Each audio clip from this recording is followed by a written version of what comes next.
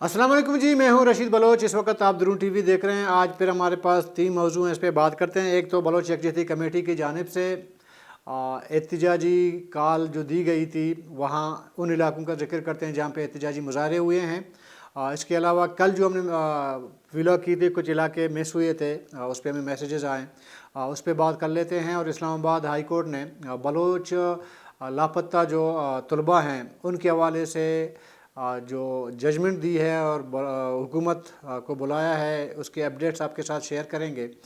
और दूसरा जो हमारा सेगमेंट होगा नवाब सनाउल्लाह ज़हरी साहब, उसने जो है आज नसीराबाद में मीडिया से बात की है अपनी हुकूमत के गिराने के बारे में। उन्होंने पेट परस्तों और नून लीग को इल्ज़ाम लगाया है, उसके थोड़े सी कहानी को टच दे देंगे कि असल मसला हुआ क्या था। तीसरा सेगमेंट है जी इलेक्शन कमीशन।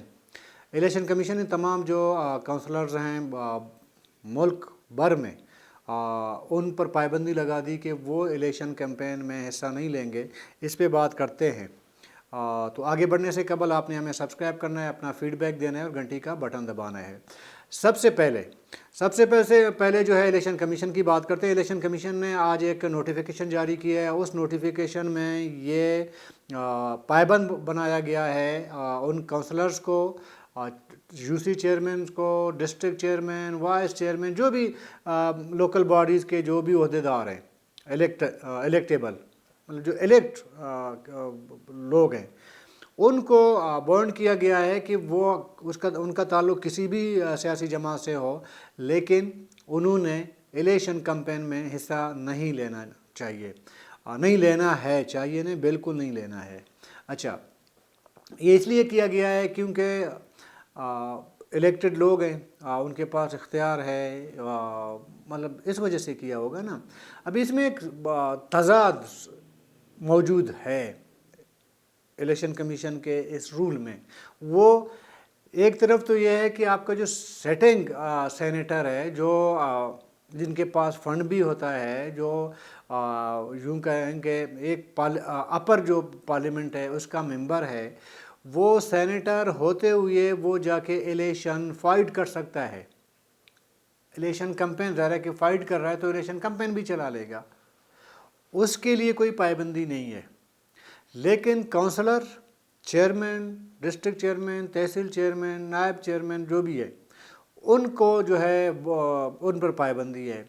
अभी बलूचिस्तान की हद तक तो मैं कह सकता हूँ कि गुज़िश्ता कई लोकल बॉडीज़ आए हैं, उनको 1% भी इख्तियार नहीं मिला है, ना उनको कोई फ़ंड मिला है। यहाँ तक कि बहुत सारे ऐसे डिस्ट्रिक्ट चेयरमैन गुज़रे हैं जिन्हें पूरे 5 साल के टेन्योर में एक दफ्तर तक नहीं दिया गया है, एक फर्नीचर तक नहीं दिया गया है। अभी ये काउंसलर बेचारा, चेयरमैन बेचारा, अगर इसको आप वो जाके अगर कैंपेन चला भी ले, वादा वहीद करे, तो क्या इम्प्लीमेंट क्या कर पाएगा जिसके इख्तियार में कक भी नहीं है। एक ये पेन जो मेरे हाथ में है, ये पेन भी वो सरकारी खाते से लेके किसी को नहीं दे सकता, उस पर पाबंदी है। और सेनेटर पे पाबंदी नहीं है जो ईवान बाला का मेंबर है, जिसके पास इख्तियार भी है, फ़ंड भी वो ले सकता है, अपने इख्तियारात को इस्तेमाल भी कर सकता है, सब कुछ कर सकता है। उसके लिए तो बिल्कुल ही कानून खामोश है जी। आप जाएं, इलेक्शन लड़ें, कैंपेन करें, ख़ुद लड़ें, दूसरों को लड़ाएं, कैंपेन करें, फ़ंड रिलीज़ करें, कोई मसला नहीं है। ये तज़ादात है ना, जब कवानीन बनाते हैं तो उसके हर एंगल को देखा जाना चाहिए, फिर जो है एक रूल जो है आपने इम्प्लीमेंट करवाना होता है, एक हुक्मनामा जारी करना होता है। लेकिन यहाँ थोड़ा सा उल्टा है। अब आते हैं जी बलोच यकजहती कमेटी की कॉल पर आज वाशुक और सिब्बी में बड़ा ज़बरदस्त एहतजाजी रैली हुआ है। और कल जो हमने वीलॉग की थी उसमें हमें मैसेजेस आए कि जी नसीराबाद और विंदर हब में भी एहतजाजी मुजाहरे हुए हैं, क्योंकि कल हमने सिर्फ आवारान और जाव की बात की थी, यानी डिस्ट्रिक्ट आवारान की बात की थी। तो बाकी जो इलाकों में हुए थे वो हमसे वाकई वो मिस हो गया। वो हमने वो भी स्क्रिप्ट में हमारे नोट था, हमने वो शामिल करना था, लेकिन शायद इंसान है जहन से निकल गया वो, तो वो दरअसल वो निकल गया। معاملہ ہمارے ذہن سے، تو میں آپ کو بتاؤں کل نصیر آباد، وندر، ہب، اواران، جاؤ وغیرہ میں احتجاجی مظاہرے ہوئے ہیں۔ تو یہ ایک سلسلہ ہے بلوچ یکجہتی کمیٹی کی جو ایک شیڈول جاری کر دیا ہے احتجاجی مظاہروں کا، تو یہ اس کا تسلسل ہے۔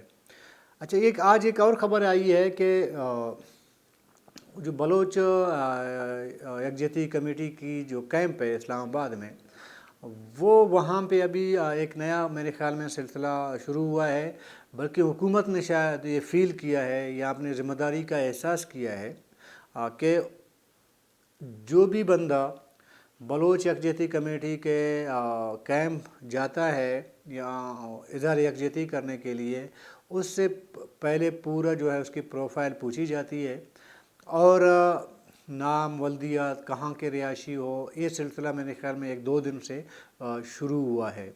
اس کے علاوہ جو صحافی یا ویلاگرز ہیں وہ جو کور کرتے ہیں اس کیمپ کو، ظاہر باقی میڈیا تو نہیں کرتا، جو پاکستانی باقی جو مین اسٹریم میڈیا جسے کہتے ہیں، انہوں نے تو کبھی کور نہیں کیا ہے۔ سوشل میڈیا میں ظاہر ہے کہ لوگ اس کو کور کرتے ہیں، اس کی ویورشپ ہے، کچھ لوگ اپنی ویورشپ کے لیے کرتے ہیں، کچھ لوگ جو ہے واقعی اظہار یکجہتی کے طور پر کرتے ہیں کوریج۔ تو آج ان سے بھی تقریباً یہ سلسلہ ان سے بھی شروع کیا گیا ہے کہ وہ بھی اپنا سارا جو ہے شناخت کر کے پھر کیمپ کے اندر جا سکتے ہیں، اور جو بھی کوریج وغیرہ ہے اس میں صحافیوں نے احتجاج بھی کیا ہے، اپنا احتجاج بھی ریکارڈ کرایا ہے۔ جب ہم نے معلومات لی تو اس میں کہا گیا کہ جی یہ جو ہے دراصل کیمپ کی جو سیکورٹی ہے اس کو مد نظر رکھ کر کیا گیا ہے، تاکہ کیمپ کے اندر کوئی گڑبڑ نہ ہو یا کوئی وائلنس نہ ہو، کوئی مسئلہ نہ ہو، اس وجہ سے کیا گیا ہے۔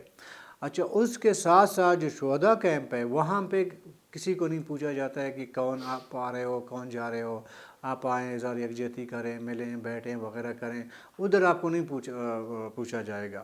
میرے خیال میں اس کی وجہ یہ ہے کہ جو شہداء کیمپ ہے ان کو سیکورٹی کی ضرورت نہیں ہے، شاید وہ اپنی سیکورٹی خود کر سکتے ہیں، یا حکومت اتنا ان کے حوالے سے کوئی اتنا سنجیدہ نہیں ہے ان کی سیکورٹی پہ۔ اصل جو سیکورٹی ہے وہ جو بوڑھے بچے، معصوم بچے، بوڑھے خواتین وہ بیٹھی ہوئی ہیں، تو ان کے لیے جی سیکورٹی بڑا سخت ہونی چاہیے۔ تو اس کو آپ جس بھی اینگل سے دیکھنا چاہیں دیکھ سکتے ہیں کہ آیا یہ سیکورٹی ہے یا کو مد نظر رکھ کر کیا گیا ہے، یا سیکورٹی کے نام پہ جو ہے لوگوں کو تھوڑا سا ایک حساب سے جو ہے ان کو ہراساں کیا جا رہا ہے۔ یہ ابھی آپ پہ ڈیپینڈ کرتا ہے، آپ اس کو کیا سمجھتے ہیں۔ تو یہ میں اس لیے کہہ رہا ہوں کہ ایک چھوٹی سی ویڈیو میں جاتے جاتے آپ یہ دیکھ لینا ذرا۔ یہ جو خاص کر ڈاکٹر مارنگ بلوچ کے جب کیمپ میں آتے ہیں تو ادھر وہ صحافیوں سے بھی پہلے پوچھتے ہیں کس چینل سے ہیں اور آپ کا نام کیا ہے، اور کچھ ہمارے دوست صحافی بھی کافی اس چیز سے ناراض ہو گئے ہیں کہ یہ کیا ہے۔ اور جب ادھر خاص کر نوابزادہ جمال رسانی کے ہاں جاتے ہیں ادھر کوئی بھی نہیں پوچھتا۔ یہ جو بندہ بات کر رہا ہے نا، یہ ایک ولاگر ہے، یہ مختلف اوقات میں اس نے جا کے اس کیمپ کو کور بھی کیا ہے، تو یہ آپ نے اس کی باتیں سنی۔ بہرحال ابھی چلتے ہیں جی، یہ جو اسلام آباد ہائی کورٹ میں کل میرے خیال میں ایک پٹیشن دائر ہے، آپ کو پتہ ہے کوئی 58 کے قریب لاپتہ کیے گئے تھے بلوچ اسٹوڈنٹ کو، اس میں سے کچھ لوگ بازیاب ہو گئے ہیں، اور کم سے کم 12 لوگ جو اسٹوڈنٹ ہیں وہ ابھی تک لاپتہ ہیں۔ ان کے جو ہے کیس کی سنوائی ہوئی ہے اسلام آباد ہائی کورٹ میں، وہ جو رپورٹڈ ہے میڈیا میں وہ میں آپ کو سناتا ہوں، پھر اگلے سیگمنٹ میں جاتے ہیں۔ اسلام آباد ہائی کورٹ نے لاپتہ بلوچ طلباء کی بازیابی کے لیے وفاقی حکومت کو 13 فروری کی ڈیڈ لائن دے دی ہے، یعنی سنوائی کے بعد 3 دن مزید 1 مہینہ دے دیے تقریباً، ٹھیک ہے نا، جس میں محسن اختر کیانی نے لاپتہ بلوچ طلباء کیس پر سماعت تحریری حکم نامہ جاری کر دیا، جس میں عدالت نے وفاق سے آئندہ سماعت پر تمام مسنگ پرسن کے گھر پہنچنے کی حتمی رپورٹ طلب کر لی۔ وہ جو 12 اسٹوڈنٹ ہیں وہ آگے آئے گا، ان کو جو ہے کہا ہے کہ ان کو ان کے گھر پہنچا دیں۔ حکم نامے میں عدالت نے کہا کہ بلوچ مسنگ اسٹوڈنٹس کی بازیابی کے لیے عدالتی مہلت میں 13 فروری تک توسیع کی جاتی ہے۔ وزیر اعظم، سیکرٹری داخلہ، دفاع، قانون نافذ کرنے والے اداروں کے سربراہ سے ابھی بیان حلفی نہیں مانگ رہے ہیں۔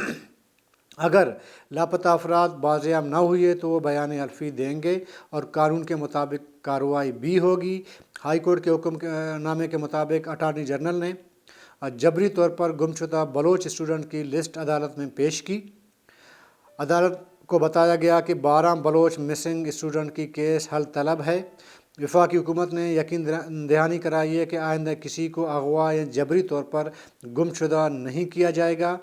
اٹارنی جنرل نے یقین دہانی کرائی کہ تمام مسنگ پرسن کو ہر صورت رہا یا بازیاب کرایا جائے گا۔ یہ بھی کہا کہ غیر قانونی سرگرمی میں ملوث افراد کے خلاف قانون کے مطابق کارروائی ہوگی۔ تحریری حکم نامے میں مزید کہا گیا کہ یہ بیانات اور ایکشن پاکستان کے بہتر مستقبل اور مثبت اشارے ہیں۔ اس سے بلوچ فیملیز کی داد رسی ہوگی جن کے پیارے برسوں سے لاپتہ ہیں۔ اچھا، یہ بنیادی طور پر لاپتہ جو اسٹوڈنٹ جن کی میں نے ذکر کیا 58 تھے، ان میں سے باقی بازیاب ہو گئے ہیں، 12 ابھی تک جو ہے وہ لاپتہ ہیں۔ یہ بنیادی طور پر ایمان مزاری صاحبہ وکیل ہیں اور سمیع الدین میرے خیال میں اس میں فریق ہیں، تو وہ اس کیس سے متعلق جو ججمنٹ ہے اسلام آباد ہائی کورٹ کی، انہوں نے پہلے بھی حکم دیا تھا کہ ان کو لایا جائے۔ کل ان کی پیشی ہوئی تھی، لیکن 1 مہینے کا مزید جو ہے ان کو حکومت کو مہلت دی ہے، وفاقی حکومت کو، جیسے کہ وہ جو حکم نامہ میں نے آپ کو پڑھ کے سنایا، تو ایک یقین دہانیاں وغیرہ ہوئی ہیں۔ آپ کو یاد ہوگا کہ اسی کیس سے متعلق جب اسلام آباد ہائی کورٹ نے وزیر اعظم کو اور اس ٹائم کے وزیر داخلہ سرفراز بگٹی کو عدالت طلب کیا تھا، وزیر داخلہ صاحب گئے تھے ہائی کورٹ، لیکن وزیر اعظم صاحب نے کہا کہ میں عدالت نہیں جاؤں گا۔ وہ ملک میں موجود بھی نہیں تھے، لیکن بعد میں انہوں نے کہا کہ میں نہیں جاؤں گا، تو وہ گئے بھی نہیں، بعد میں ان کو طلب بھی نہیں کیا گیا، لیکن وزیر داخلہ گئے، سیکرٹری داخلہ وغیرہ وہ تمام چلے گئے۔ اسی کیس کی سنوائی کے بعد آپ کو سابق جو وفاقی وزیر داخلہ تھے سرفراز بگٹی صاحب، اسی کیس کی سنوائی کے بعد جب عدالت سے باہر نکلے، انہوں نے کہا تھا کہ جی جو لوگ لاپتہ ہیں، بلوچ لاپتہ ہیں، وہ اپنی بیویوں سے ناراض ہو کے کراچی چلے گئے۔ اسی کیس کی سنوائی کے چند ہی منٹ بعد جب اسلام آباد ہائی کورٹ سے باہر نکلے تو وہاں پہ انہوں نے صحافیوں کو یہ بتایا۔ تو اس سے تھوڑا سا ایسا لگ رہا ہے کہ سرفراز بگٹی صاحب تو مسنگ پرسن کے حوالے سے کوئی سنجیدہ نہیں لگ رہے تھے، نہ لگ رہے ہیں، اور بعد میں آپ کو پتہ ہے کہ سرفراز بگٹی صاحب کو عدالت نے یہ بھی کہا تھا کہ جو مسنگ پرسن اسٹوڈنٹ ہیں، ان کے جو لواحقین ہیں، عزیز و اقارب ہیں، ان کے جو والدین جو بھی ہیں، ان سے ملیں اور ان کو ان کی تشفیع کروا دیں، ان کی تسلی کروا دیں۔ تو وزیر داخلہ صاحب نے، سرفراز بگٹی صاحب نے اس ٹائم جو ہے تنزیہ حوالے سے کہا تھا کہ ٹھیک ہے جی، ان کے عزیز و اقارب آئیں گے تو میں ان کو کھانا کھلاؤں گا۔ بعد میں مسنگ پرسن کے لواحقین سرفراز بگٹی سے ملے نہیں، انہوں نے کہا جی ہم کھانا کھانے نہیں آئے۔ یہ آپ کو یاد ہوگا کہ پچھلے ادوار میں یہ معاملے ہوئے تھے۔ آج پھر اسی کیس کی جو سنوائی ہوئی ہے اور اگلی جو تاریخ ہے وہ 13 فروری بتایا گیا ہے۔ اب آتے ہیں جی نواب ثناء اللہ زہری صاحب پر۔ نواب ثناء اللہ زہری صاحب کا پہلے اسٹیٹمنٹ پڑھتے ہیں، پھر تھوڑا سا اپنی انپٹ بھی دیں گے اس میں معلومات کی، اور جو ہمارے سامنے ہوا ہے وہ بھی تھوڑا، حالانکہ یہ ایسا ٹاپک ہے، اس پہ تقریباً 2-3 ویلاگ ہو سکتے ہیں، لیکن چونکہ کرنٹ ہے، ابھی انہوں نے خود بیان دیا ہے، تھوڑا سا موقع ملا ہم بھی اس پہ بات کر لیں۔ اچھا، نواب ثناء اللہ زہری نے کہا کہ پیٹ پرستوں، مذہب پرستوں اور مسلم لیگیوں نے مل کر میری حکومت گرائی تھی جب یہ وزیر اعلیٰ تھے۔ میں نے مختصر عرصے میں بلوچستان میں ریکارڈ ترقیاتی کام کیے۔ بلوچستان میں اتنے ترقیاتی کام کسی بھی وزیر اعلیٰ نے نہیں کیے۔ انہوں نے کہا کہ اگر خدا نے موقع دیا تو وزیر اعلیٰ منتخب ہو کر اپنے ترقیاتی تسلسل کو دوبارہ شروع کروں گا۔ بلوچستان میں ہر سال 50,000 نوکریاں دوں گا، صوبے میں ترقی اور خوشحالی لاؤں گا۔ انہوں نے اس توقع کا اظہار کیا کہ نصیر آباد وغیرہ وغیرہ جو نصیر آباد میں جلسہ ہو رہا ہے، اس کے بعد میڈیا سے بات کی۔ اس میں 2 چیزیں، 2 پورشن رکھ لیتے ہیں اس میں۔ پہلے ایک انکشاف ہے نواب ثناء اللہ زہری کا. وہ انکشاف کیا ہے؟ اسی اسٹیٹمنٹ کے اندر ہے. وہ کہہ رہے ہیں کہ جی اگر وزیر اعلیٰ بنا تو اس کا مطلب یہ ہے کہ پیپل پارٹی نے نواب ثناء اللہ زہری کو بطور وزیر اعلیٰ اگر وہ ان کی پوزیشن بنتی ہے تو ان کو نامزد کر دیا ہے. یہ بطور جرنلسٹ میرے لیے بریکنگ خبر ہے کہ اس پہ ایک پورشن یہ رکھتے ہیں. دوسرا جو ہے ان کے جو ہے مذہب پرست، پیٹ پرست اور نون لیگی، انہوں نے جو ان کی حکومت ختم کی دو پورشن رکھتے ہیں. پہلا یہ جو انہوں نے انکشاف کیا ہے، انکشاف یہ دیکھیں ابھی تک پیپل پارٹی نے کوئی ایز اے وزیر اعلیٰ کسی نامزدگی نہیں کی ہے. ابھی تو الیکشن ہو رہے ہیں نا. یہ شاید نواب ثناء اللہ زہری صاحب کو پارٹی کے اندر کہا گیا ہے، یہ یقین دہانی کرائی گئی ہے کہ آپ وزیر اعلیٰ ہوں گے. اس لیے انہوں نے بطور جرنلسٹ مجھے خبر دی ہے، بریکنگ خبر دی ہے کہ پیپل پارٹی کی جانب سے نواب ثناء اللہ زہری صاحب خود وزیر اعلیٰ ہوں گے، اور باقی وہ جو انہوں نے کہا کہ میں نے ترقیاتی کام کیے ہیں آئندہ کروں گا وغیرہ وغیرہ، وہ ثانوی ہیں. لیکن یہ خبر یہ ہے کہ پیپل پارٹی کی جانب سے بقول نواب ثناء اللہ زہری کے کہ پیپل پارٹی نے انہیں بطور وزیر اعلیٰ نامزد کر دیا ہے اگر پیپل پارٹی کی پوزیشن بنتی ہے بلوچستان میں حکومت بنانے کی. ایک خبر ہے، ایک پورشن یہ. ابھی آتے ہیں جی دوسرے پورشن پہ نواب ثناء اللہ زہری صاحب کے اسٹیٹمنٹ پہ، جہاں پہ انہوں نے کہا کہ مذہب پرست، قوم پرست نون لیگ، مذہب پرست یعنی جمعیت علماء اسلام، پیٹ پرست یعنی کہ BMP اور نون لیگ، انہوں نے نواب ثناء اللہ زہری صاحب کی حکومت ختم کی ہے. یہ نواب ثناء اللہ زہری صاحب کا دعویٰ آج سامنے آیا ہے. اس سے پہلے شاید انہوں نے اس طرح کی بات نہیں کی ہوگی. ابھی اس پہ ذرا آتے ہیں نا. 2000 میرے خیال میں 16 کو مارچ یا اپریل مئی اس دوران ان کے خلاف تحریک عدم اعتماد ہوئی تھی. مجھے ایگزیکٹ جو تاریخ ذرا نہیں پتہ ہے. تو یہ دراصل ہوا یہ تھا کہ انہیں 18 کو ہوئی تھی نواب ثناء اللہ زہری کے خلاف تحریک عدم اعتماد 2018 کو ہوئی تھی، شروع کے دنوں میں، 18 کے شروع کے مہینوں میں ہوئی تھی. وہ بھی مجھے ایگزیکٹلی تاریخ کا نہیں پتہ. ہوا یہ تھا کہ ایک مری معاہدہ ہوا تھا. مری معاہدے میں 2.5 سال ڈاکٹر عبد المالک بلوچ صاحب، 2.5 سال مسلم لیگ نون یعنی کہ نواب ثناء اللہ زہری صاحب، یہ ہوا تھا. تو بعد میں ظاہر ہے کہ نواب ڈاکٹر مالک بلوچ صاحب کا جو 2.5 سال پورا ہوا تو اس میں تھوڑی سی مطلب نواب ثناء اللہ زہری صاحب کو ایسے لگنے لگا کہ شاید ابھی ان کے خلاف مطلب ان کی حکومت نہیں بنے گی وغیرہ، ان کو نئی حکومت دی جائے گی. تو اس میں تھوڑے سے پڈے شڈے ہوئے تھے ڈاکٹر مالک صاحب کے ساتھ. بہرحال جیسے تیسے ہو کے نا وہ وزیر اعلیٰ بن گئے. وزیر اعلیٰ بن گئے تو اس کے بعد نواب ثناء اللہ زہری کے خلاف تحریک عدم اعتماد کی ایک لابی بن گئی، گروپ بن گیا. اس گروپ میں سب سے بڑا جو گروپ تھا وہ مسلم لیگ نون کا تھا، جس میں نواب ثناء اللہ زہری صاحب کریں. بالکل اس میں کوئی دو رائے نہیں ہے کہ اس میں نون لیگ یعنی کہ نواب ثناء اللہ زہری صاحب کے اپنے پارٹی کے لوگ سر فہرست تھے. انہوں نے بغاوت کی تھی نواب ثناء اللہ زہری صاحب کے خلاف. ٹھیک ہے.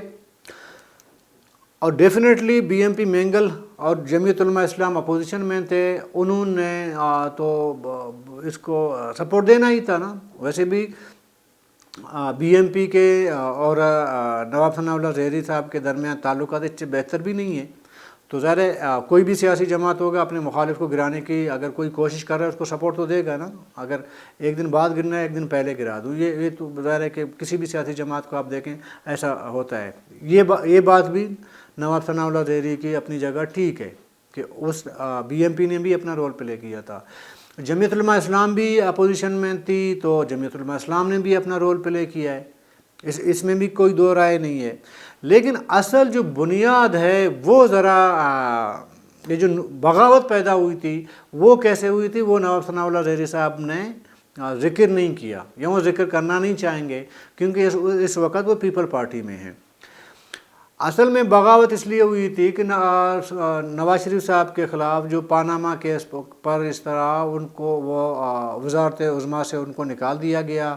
پھر GT روڈ سے انہوں نے مجھے کیوں نکالا والا جو معاملہ شروع کیا.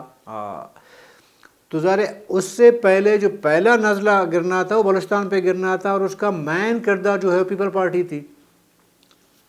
جو انویسٹمنٹ کی وہ پیپل پارٹی نے کی. عبدالقیوم سومرو آپ کو یاد ہے کردار تھا ایک ٹائم پہ پیپل پارٹی کے سینیٹر تھے. تو عبدالقیوم سمرو صاحب کے پاس ایک لال رنگ کا ایک بریف کے ساتھ میں ہوا کرتا تھا، کوئٹہ کے صحافیوں کو آج بھی یاد ہے، وہ کوئٹہ کے 5 اسٹار ہوٹل میں رہائش پذیر تھے۔ انہوں نے یہ جو لائن لگایا نا نواب ثناء اللہ زہری صاحب کے خلاف، یہ جو بغاوت ہوئی تھی، وہ پیپل پارٹی نے بغاوت کروائی تھی۔ اچھا، جب نواب ثناء اللہ زہری صاحب کی حکومت ختم ہوئی تو میر قدس بزنجو جب وزیر اعلیٰ ہوئے تھے، جو پہلا پریس کانفرنس اسلام آباد مجھے اچھی طرح یاد ہے، تو میر عبدالقدس بزنجو صاحب نے آصف علی زرداری صاحب کے ساتھ بیٹھ کے پریس کانفرنس کی تھی۔ اس ٹائم آصف علی زرداری صاحب نے قدس بزنجو صاحب کا پیٹ کیا کہتے ہیں اس کو طبقایا اس طرح، انہوں نے کہا کہ یہ میرا بچہ ہے میر قدس بزنجو صاحب، اس کو میں نے وزیر اعلیٰ بنایا ہے آصف علی زرداری صاحب، ٹھیک ہے۔ اور انہوں نے یہ بھی کہا تھا کہ یہ میں نے اس لیے کیا کہ میر قدس بزنجو کا تعلق اس علاقے یعنی اواران سے ہے جہاں سے ڈاکٹر اللہ نظر کا علاقہ ہے، یعنی کہ ایک پاکستان مخالف ایک بندے کا حلقے سے ہے ان کا تعلق، تو ایک میسیج میں نے دینے کی کوشش کی ہے، ایک نون لیگ کو کہ پیپل پارٹی میں کچھ بھی کر سکتا ہوں، دوسرا وہ لوگ جو لڑ رہے ہیں ان کو بھی ایک میسیج کنوے کیا کہ ہمارے ساتھ میر قدس بزنجو جیسے لوگ ہیں۔ تو یہ دراصل ہوا تھا، سمرو صاحب کو زرداری صاحب نے بھیجا تھا اور خود کلیم کیا تھا۔ پھر لائن کیسے بنی، لمبی کہانی ہے، اس میں جب بیٹھیں گے 2-3 سیکوینس میں یہ ویلاگ بن سکتی ہے۔ اسمبلی سے، بلوچستان اسمبلی سے لسٹ لیا گیا، اس کے سیکرٹری کو، وہ اسپیکر کو، سب کو بٹھا کے اس میں جو ہے ٹک مارک کیا گیا ناموں پہ، کون بک سکتا ہے، کس کو پیسے دیا جا سکتا ہے، کون نہیں بک سکتا ہے، یہ تمام مرحلہ ہوا۔ اس کے بعد نواب ثناء اللہ زہری کے خلاف تحریک عدم اعتماد جب جمع ہوئی، اصل کہانی ادھر بھی یہ کہانی ہے۔ مجھے یاد پڑتا ہے شاد خاقان عباسی وزیر اعظم بنے تھے، وہ آئے کوئٹہ، شاد خاقان عباسی نواب جنگیز مری کے گھر گئے تھے، ان کو منانے کی کوشش کی گئی تھی، لیکن ان کو ایسے لگا کہ یار ابھی میرے ہاتھ سے چیزیں گزر گئی ہیں، تو پھر میر حاصل خان بزنجو کو میاں نواز شریف صاحب نے اختیار دے دی کہ جیسے تیسے ہو میری حکومت تحریک عدم اعتماد کو ناکام بنانا ہے۔ جتنی انویسٹمنٹ پیپل پارٹی نے کی تھی اس سے ڈبل انویسٹمنٹ نون لیگ کرنے کو تیار تھی۔ میر حاصل خان بزنجو اب اس دنیا میں نہیں رہے، ان کی سربراہی میں وہ لوگ نون لیگ کے جو بغاوت کر چکے تھے اور جن کو پیسے بھی دیے گئے تھے، ان سے ڈبل پیسے آفر ہوئے نون لیگ کی طرف سے۔ وہ دوبارہ سوچنے لگے یار پیسے زیادہ مل رہے ہیں، کروڑوں میں نہیں تھے، کسی کو مطلب 1 کروڑ 50-60 کروڑ نہیں، اس سے زیادہ کا آپ سوچیں، ارب 1.25 ارب اس طرح کی میں بات کر رہا ہوں آپ کو۔ ابھی ایک بندے کو 1.25 ارب روپیہ یا 1 ارب روپیہ مل رہا ہے، اس کے وہ سر میں درد ہوگا، وہ جا کے تحریک عدم اعتماد پیش کرے گا؟ نہیں کرنا تھا انہوں نے۔ جب اسٹیبلشمنٹ کے اس ٹائم کو لگا کہ یار تحریک عدم اعتماد ناکام ہو سکتی ہے، پھر انہوں نے نواب ثناء اللہ زہری صاحب کے 2 بندوں کو، ایک سوراب سے پکڑ لیا، دوسرے کو اسلام آباد سے پکڑ لیا۔ ادھر نواب ثناء اللہ زہری صاحب نے وہ جو اسمبلی میں انہوں نے تحریک عدم اعتماد کا سامنا نہیں کیا اور انہوں نے ریزائن کر دیا۔ بقول نواب میں نام لوں، نیشنل پارٹی کی لیڈرشپ اور پی کے میپ کی لیڈرشپ، محمود خان آچگری صاحب، ڈاکٹر مارک صاحب، میر حاصل خان بزنجو صاحب سی ایم ہاؤس میں بیٹھے ہوئے تھے اس بات پہ کہ ابھی جس دن تحریک عدم اعتماد تو پیش ہو چکی تھی، ابھی رائے شماری ہونی تھی، اس میں پوری تیاری تھی کہ یہ سب آئیں گے اور لوگوں کو منوایا گیا ہے تحریک عدم اعتماد کامیاب نہیں ہوگی، کیونکہ باقی لوگوں کو جیسے میں نے کہا پیسے شیسے دے دیے گئے تھے۔ لیکن نواب صاحب نے اپنے جو کولیگز تھے، اتحادی تھے، جس کمرے میں سی ایم سیکٹر میں بیٹھے ہوئے تھے، ان کی مشاورت کے بغیر استعفیٰ دے دیا اور چلے گئے. یہ مختصر کہانی ہے جی نواب ثناء اللہ زہری صاحب کی حکومت ختم کرنے کی. ابھی